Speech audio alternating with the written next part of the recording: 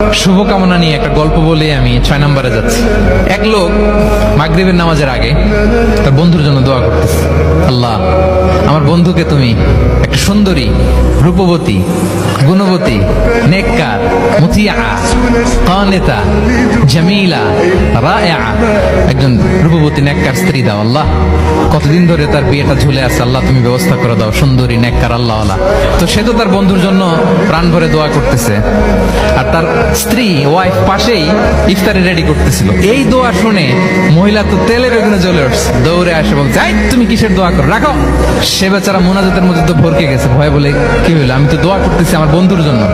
তো মহিলা বলে, তুমি কি মনে করছো আমি হাদিসটা জানি না? অন্যের জন্য কোন ভালো দোয়া করলে আগে যেটা নিজের জন্য কবুল হয়, তুমি মনে করছো আমি জানি না? তুমি ভাবছো হাদিস শুধু তুমি একা জানো, আমি জানি না? না কি সব দোয়া করে এগুলা? আল্লাহু আকবার, আল্লাহ রহম করুন।